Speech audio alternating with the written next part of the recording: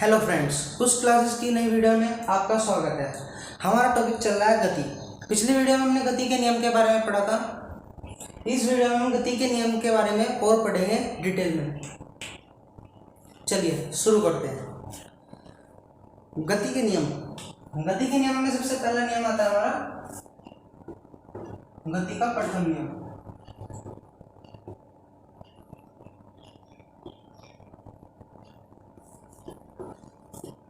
यानी कि first law of motion. इसमें हमने पढ़ा था कि यदि कोई वस्तु हमारी विराम अवस्था में है, यानी कि रेस्ट पर है, और अब कोई गतिशील है, ये दोनों वस्तु जब तक उसी स्थिति में रहेगी जब तक कि इस पर कोई बाहर से फोर्स ना लगा दिया जाए। यानी कि जैसे कोई गाड़ी चल रही है हमारी है, अब इस गाड़ी में जब तक हम ब्रेक नहीं लगाएंगे, अगर स्पीड भी दे दे ब्रेक नहीं लगाएंगे तो ये चलती रहेगी।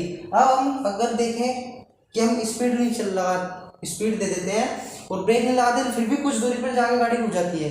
वो रुकती है क्योंकि टायर और जो हमारी रोड है उसके बीच में घर्षण बल लगता है, उसकी वजह से रुकती है। यानी कि यहाँ पर भी कुछ बल लग रहा है इसलिए गाड़ी रुक रही है। अगर कोई बल ना हो, अगर हम यही गाड़ी कांच पर चलाएं तो ज़्यादा दूर तक जाएंगे क्योंकि कांच और टायर के बीच में घर्षण कम लगेगा।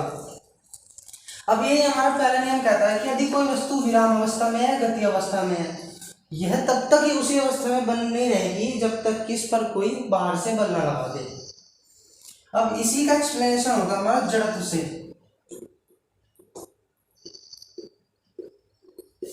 इनर्शिया। अब ये जड़त्व जो हमारी ये वस्तु कार जो भी है, इसकी जो ये प्रॉपर्टी है कि जब तक कोई बाह्य बल ना लगे वो इसी स्थिति में बनी रहेगी, इसी प्रॉपर्टी को जड़त्व कहते हैं। यानी कि किसी वस्तु का अपनी विराम अवस्था या गति अवस्था में बने रहने की प्रवृत्ति, यानी कि जो उसके बनने की प्रॉपर्टी है कि मैं इसी में ही बनी रहूंगी, चेंज नहीं होने की, इसे ही हम जड़त्व कहते हैं। अब इसी प्रकार से जड़त्व दो प्रकार का आता है हमारे, विराम अवस्था का और एक गति अवस्था का।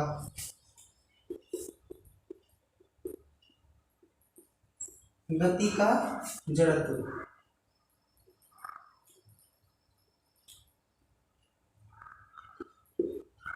यानी कि inertia of motion.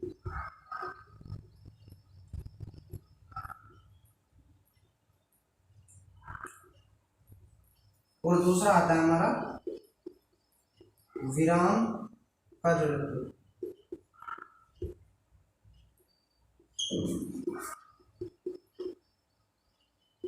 Inertia of rest. अब ये दोनों टॉपिक, गति का जड़त्व यानी कि यदि कोई वस्तु गतिशील है या गतिमान है नियत वेग से, किसी वेग से, तो वह जब तक गति में रहेगी जब तक कि उस पर कोई बाह्य बल ना लगा दे। और ऐसी विराम अवस्था, यदि कोई वस्तु विराम में, जैसे कोई मेज रख कर बुक रखी है, वो तब तक बुक मेज पर रखी रहेगी जब तक कि उसे हम उठाए ना कि कोई बल ना लगाए उस पर, वो तब तक विराम अवस्था में रहेगी। और इस वस्तु की इस प्रवृत्ति को, यानी कि अपनी विराम अवस्था में रहना है, गति अवस्था में रहना, जब तक कि कोई बाह्य बल ना लगे, उसे हम गति का जड़त्व व विराम का जड़त्व कहते हैं। अब पहले नियम के कुछ उदाहरण आते हैं जो हम डेली लाइफ में देखते हैं, उन्हें देखते हैं। अब हम पढ़ेंगे गति के प्रथम नियम के दैनिक जीवन में उदाहरण। सबसे पहला उदाहरण आता है रेलगाड़ी, बस, कार, इनके चलने पर, आदि के चलने पर उसमें बैठे यात्री पीछे की ओर गिरते हैं। अब हम देखते हैं कि जब कोई गाड़ी, बस, कार चलती है, तो जब उसमें कोई आदमी या यात्री बैठे होते हैं वो पीछे की ओर गिरते हैं, जो पीछे की ओर गिरते हैं उसका एक्सप्लेनेशन हम करते हैं गति के प्रथम नियम से।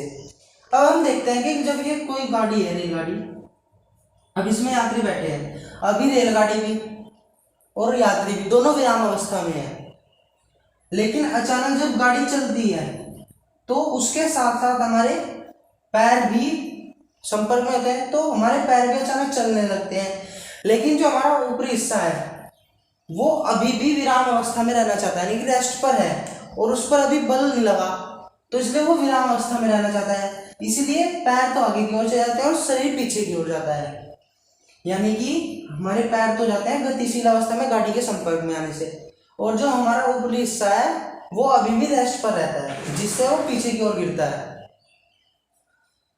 ऐसे ही कार और बस में होता है। अब दूसरा एग्जांपल आता है हमारा कि जब हम रेलगाड़ी में चढ़ते हैं,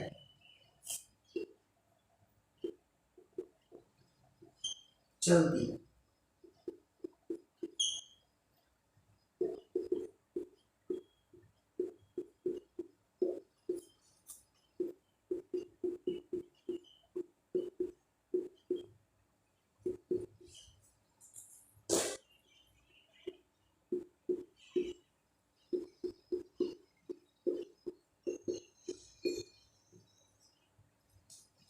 चलती रेलगाड़ी में चढ़ने पर यात्री पीछे की ओर गिर पड़ता है।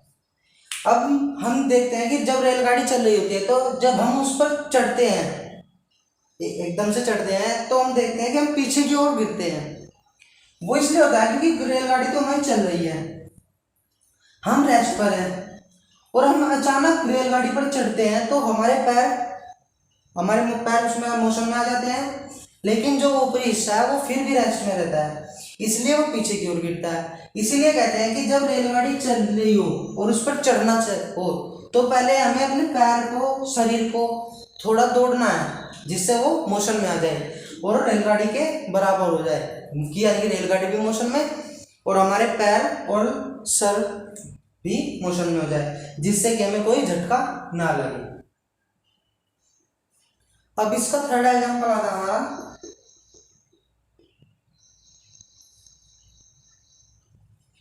अब हम देखते हैं कि अगर ये कोई बोतल रखी है हमारी, इस पर कोई कागज या हमने सतह लगा दी और इसके ऊपर गेंद रख दी, यदि हम इस कागज को अचानक हटाएंगे तो गेंद बोतल में ही जाके गिरती है।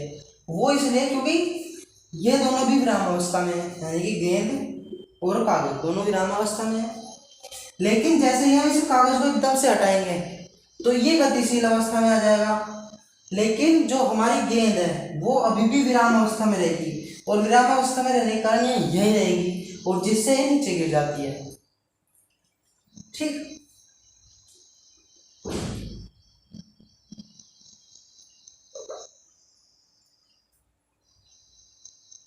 अब अगला बात है हमारा फोर्थ, कंबल का। अब हम देखते हैं कि हम डेली लाइफ में देखते हैं कि हम कंबल कपड़ों को झटकते हैं। क्यों झटकते हैं? क्योंकि जब हम कंबल को झटकते हैं तो उसमें कंबल हमारा गतिशील अवस्था में आ जाता है, यानी कि हिलने लगता है, लेकिन जो उस पर हमारे धूल के कण होते हैं, कण हो गए, कोई कीटाणु वगैरह हो गए, वो रेस्ट पर होते हैं, जिससे गतिशील अवस्था में आने पर कंबल ये तो रेस्ट पर रहते हैं और ये रेस्ट होने के कारण ये झटका लगता है और ये नीचे गिर जाते हैं। इसी कारण हम कंबल झटकते हैं। कंबल हमारा गतिशील अवस्था में आ गया जैसे हम झटकेंगे, लेकिन जो उस पर पार्टिकल होते हैं ये रेस्ट पर होते हैं और रेस्ट पर होने के कारण ये झटका लगता है जिससे नीचे गिर जाते हैं। अब हमने गति के पहले नियम के दैनिक जीवन में उदाहरण देखे। अब हम गति के दूसरे नियम की बात करते हैं, गति का द्वितीय नियम। हमने गति का द्वितीय नियम पढ़ा कि हमारा जो फोर्स किसी पार्टिकल पर लगने वाला फोर्स होता है वो उसके मास और उसकी डायरेक्शन में जो हमारा एक्सेलरेशन होता है उसके मल्टीप्लाई के इक्वल होता है, यानी कि F = ma, जहाँ m तो है मास यानी कि द्रव्यमान, ये हमारा एक्सेलरेशन यानी कि त्वरण, और F फोर्स। बल। अब हम देखते हैं द्वितीय नियम से फर्स्ट लॉ, हमारा प्रथम नियम। हमने प्रथम नियम पढ़ा कि यदि किसी वस्तु पर कोई बल ना लगे या कोई बाह्य बल ना लगे तो वह उसी अवस्था में रहती है जिस अवस्था में है, यानी कि विराम में है तो विराम में रहेगी और गति में है तो गति में रहेगी। अभी प्रथम नियम में क्या है कि कोई बाह्य बल ना लगे, यानी कि फोर्स हमारा क्या हो जाए 0। अगर हम यहाँ फोर्स 0 कर दें तो ये हो जाएगा 0 में। अब मास तो हमारा 0 हो नहीं सकता क्योंकि बॉडी के पास कुछ ना कुछ तो मास होगा, इसलिए मास को हम इग्नोर कर देते हैं और a आएगा हमारा 0। अब हमारी एक्सेलरेशन 0 हो जाती है। एक्सेलरेशन 0 से मतलब है यानी कि हमारे वेग में कोई परिवर्तन नहीं हो रहा है, यानी कि एक्सेलरेशन क्या होती है हमारी, हमने पढ़ा था एक्सेलरेशन क्या होता है डेल्टा v अपॉन टी, यानी कि टाइम के साथ हमारे वेलोसिटी में चेंज। अब हमारे वेलोसिटी में कोई चेंज नहीं हो रहा है, यानी कि वस्तु या तो गति अवस्था कर रही है नियत वेग से, कोई त्वरण नहीं हो रहा है, यानी कि वह गतिशील है, या फिर वो रेस्ट पर है कि कोई वेग ही नहीं है। यहाँ से 2 कंडीशन निकलती है, तो है विराम में या है गति में। और यही हमारा फर्स्ट लॉ, यानी कि यदि कोई वस्तु विराम अवस्था में है गति अवस्था में है तो वह उसी अवस्था में रहेगी जब तक कि कोई बाह्य बल न लगा दे। अभी हमने यहाँ फोर्स कितना लगा 0, यानी कोई बाह्य बल नहीं है, तो ये वस्तु विराम अवस्था में ही है या गति अवस्था में रहेगी। इस तरह हम द्वितीय नियम से फर्स्ट लॉ पढ़ते हैं। अब यहाँ से कुछ स्पेशल केस निकलते हैं हमारे। हम देख रहे हैं कि F = ma। यदि हम अपना मास कांस्टेंट कर दें, यानी कि नियत, कोई चेंज नहीं हो रहा, तो हमारा जो फोर्स है वो प्रोपोर्शनल होता है एक्सेलरेशन के, यानी कि जितना एक्सेलरेशन बढ़ेगा उतना हमारा फोर्स बढ़ेगा। इनके बीच में ग्राफ बनता है हमारा एक स्ट्रेट लाइन 45 डिग्री के एंगल पर। अगर हम इधर फोर्स ले लें और इधर एक्सेलरेशन ले लें तो ये इसके बीच में ग्राफ है, यानी कि जितना एक्सेलरेशन उतना फोर्स, ये सीधी लाइन जाएगी इस इक्वेशन के लिए 45 डिग्री के एंगल पर। ठीक, अब दूसरा आता है हमारा F = m में से ही यदि हम फोर्स कांस्टेंट ले लें, बल हमारा चेंज नहीं हो रहा है, तो जो हमारा मास आता है वो 1/a आता है, यानी कि जितना हम एक्सेलरेशन बढ़ाएंगे उतना मास हमारा घटता जाएगा। इसके बीच में भी ग्राफ हमारा घटता टाइप आता है, यानी कि जितना बढ़ा रहे हैं उतना घटता जा रहा है। ठीक है, अब हम सेकंड नियम जो हमारा सेकंड लॉ है इससे रिलेटेड कुछ डेफिनेशंस आती हैं वो देखते हैं। गति का द्वितीय नियम सेकंड लॉ अभी हमने पढ़ा। अब इसमें बात आती है हमारी, एक टॉपिक आता है संवेग, यानी कि मोमेंटम। अभी हमने देखा कि जो हमारा फोर्स है वो ma के इक्वल होता है, यानी कि मास और एक्सेलरेशन के। यहाँ से हम निकाल सकते हैं कि फोर्स हमारा मास के प्रोपोर्शनल होता है और एक्सेलरेशन के प्रोपोर्शनल होता है। ठीक, अब हम देखते हैं कि यदि कोई एक गेंद है, बड़ी गेंद और एक छोटी गेंद है, दोनों ही इक्वल वेग से आ रही वेलोसिटी, यानी कि v से आ रही दोनों, लेकिन हम देखेंगे कि जो हमारी बड़ी गेंद है उसे रोकने के लिए हमें फोर्स ज़्यादा देना पड़ेगा, जबकि छोटी गेंद को हम फोर्स कम में ही रोक सकते हैं। यानी कि यहाँ से क्या हमारा निकलता है रिजल्ट कि जो फोर्स है वो मास के प्रोपोर्शनल होता है, यानी कि जितना मास ज़्यादा होगा उतना ही फोर्स ज़्यादा होगा।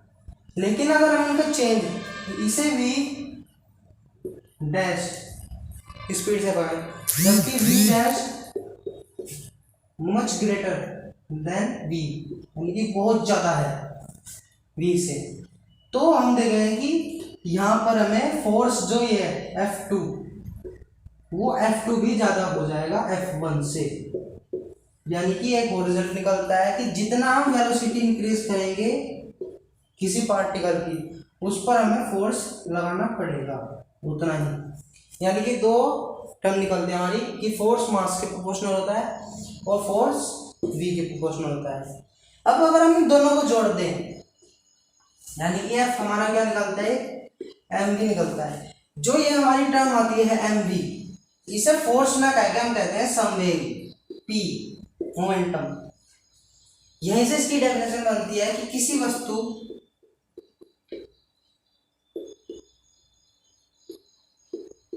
के द्रव्यमान यानी कि मास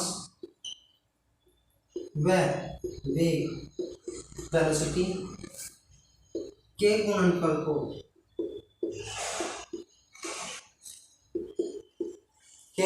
को संवेग कहते हैं।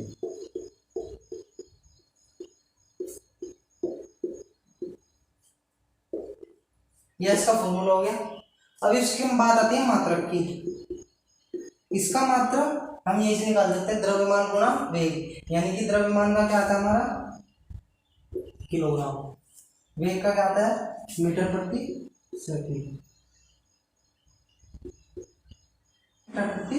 सेकंड, ठीक। अब ये एक सदिश राशि है, सदिश राशि यानी कि वेक्टर, यानी कि इसे डायरेक्शन और परिमाण दोनों चाहिए। अब इसकी डायरेक्शन होती है जो हमारी ये वेलोसिटी इसी के डायरेक्शन के सेम होती है, यानी कि डायरेक्शन सेम होती है। अब बात आती है जो संवेग निकला है और हमारा जो फोर्स आया था, यानी कि मोमेंटम एंड फोर्स, इन दोनों के बीच में क्या रिलेशन आता है वो देखते हैं। संवेग तथा बल में संबंध, relation between force and momentum.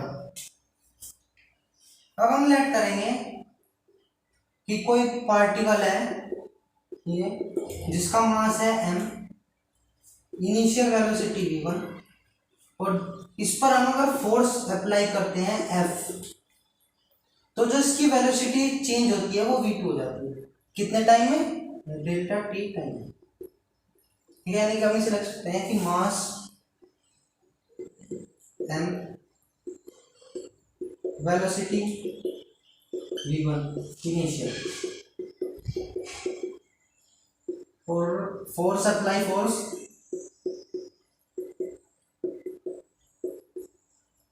F, time delta T में, और जो फाइनल आती है इसके अप्लाई फोर्स के कारण फाइनल वेलोसिटी या इंक्रीजिंग वेलोसिटी v2।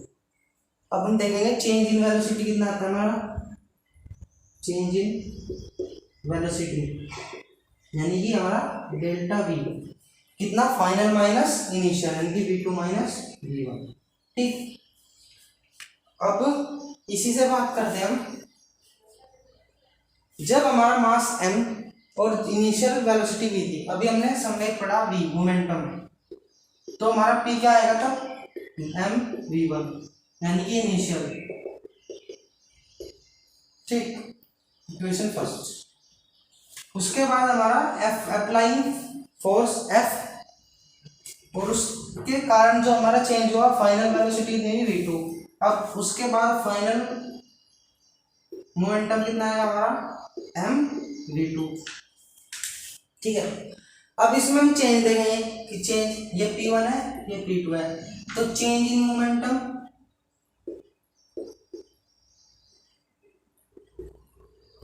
जैसे हमने चेंज देखा वेलोसिटी में, ऐसे चेंज इन मोमेंटम कितना आएगा, delta p is equal to p2 minus p1, और p2 की वैल्यू क्या है हमारी इक्वेशन फर्स्ट एंड सेकंड से, p2 क्या है m v2 minus m v1, दोनों में से m कॉमन आएगा v2 माइनस v1। अब ये क्या टर्म है हमारे पास, चेंज इन वेलोसिटी, तो हम इसे क्या लिखेंगे m इंटू डेल्टा v, ये हमारा क्या है डेल्टा p, इसे मान लेते हैं इक्वेशन थर्ड, ठीक, इतना क्लियर है। अब इसके बाद आता है हमारा कि जो हमारी इक्वेशन थर्ड है उसे डिवाइड करते हैं हम, डिवाइडेड बाय डेल्टा टी, यानी कि टाइम से हम डिवाइड कर देते हैं। अब डिवाइड क्यों करते हैं, क्योंकि हमें रिलेशन किसके बीच में चाहिए, फोर्स के। अब हम देखेंगे कि delta we upon delta T क्या होता है हमारा एक्सेलरेशन, यानी कि a बराबर क्या होता है delta we upon delta T, और एक्सेलरेशन आ जाएगा तो m इंटू ए, हमारा सेकंड लॉ से आएगा फोर्स F, तो यहाँ पर क्या आएगा delta p upon delta T m into delta we upon delta T. ये टर्म क्या है अभी हमने देखा acceleration, delta p upon delta T और m इंटू ए। अब ये पूरी टर्म क्या है, फ्रॉम सेकंड लॉ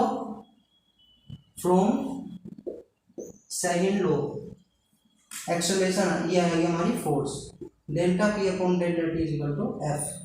ये आता है हमारा, यानी कि जो हमारा मोमेंटम रेट ऑफ मोमेंटम होता है टाइम के रिस्पेक्ट में, वो फोर्स के इक्वल आता है।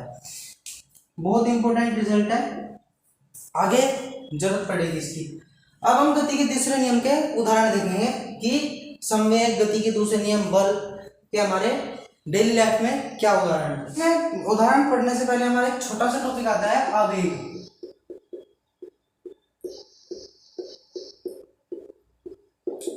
उदाहरण समझने के लिए इस टॉपिक को पढ़ना जरूरी है।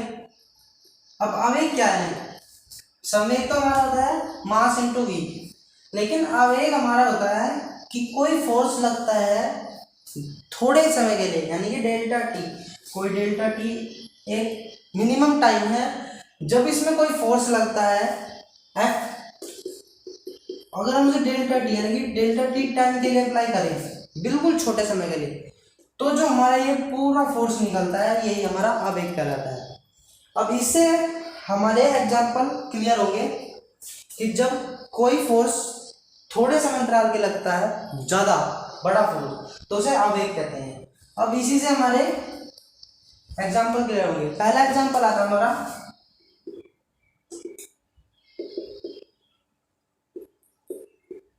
ऊंचाई से कूदना।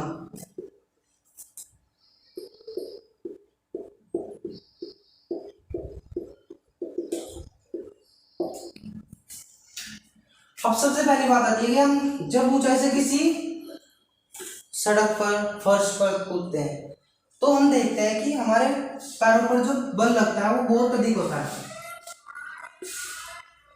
जिससे हमारे पैर में चोट लगती है। वो क्यों होता है, जैसे ही हम कूदते हैं फर्श पर तो हमारे पैर एक सतह के संपर्क में आते हैं, जिससे हमारा जो फोर्स है आवेग बिल्कुल जीरो हो जाता है। बहुत बड़ा फोर्स लगता है, संवेग जीरो होता है।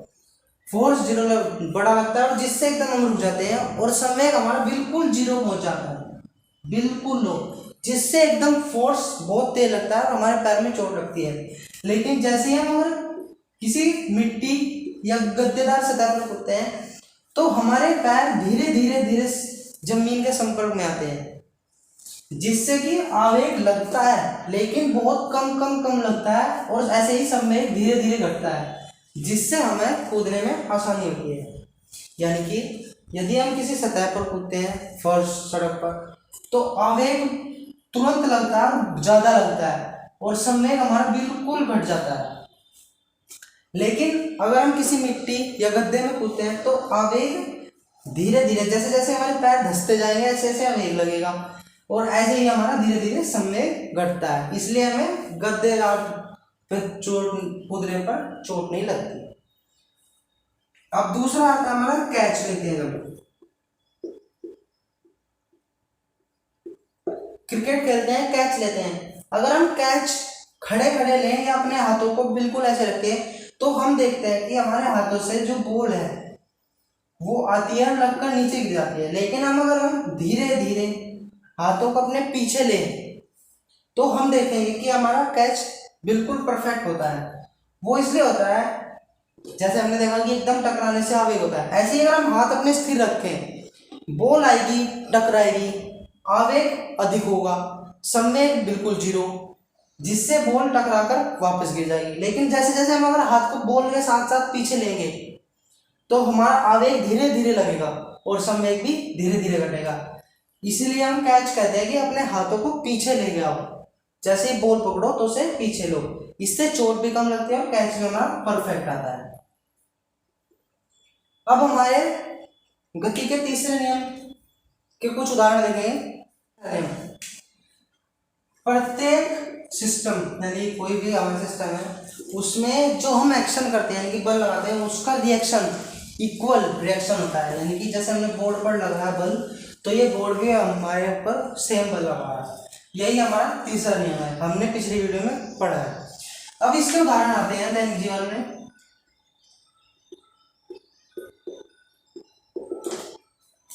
सबसे पहला उदाहरण आता है बंदूक की गोली, बंदूक चलाना।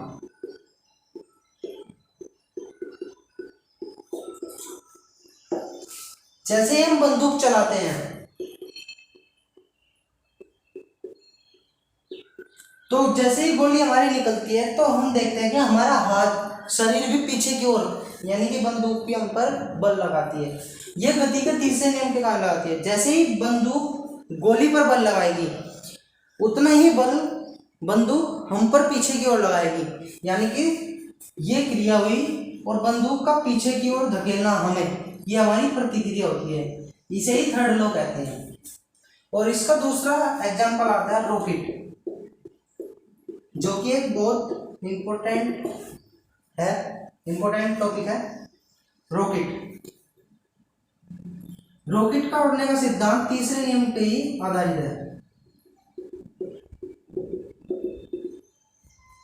जैसे ही रॉकेट नीचे की ओर गैस लगाते हैं, इस गैस से नीचे की ओर बल लगता है। अब नीचे की ओर बल लगता है, इसीलिए रॉकेट पर ऊपर की ओर भी बल लगता है। इसी वजह से रॉकेट ऊपर की ओर उड़ता है। गैस तो नीचे की ओर लगाएगी, लेकिन नीचे की ओर लगाने से ऊपर की ओर थर्ड नियम से क्रिया की प्रतिक्रिया बराबर होती है।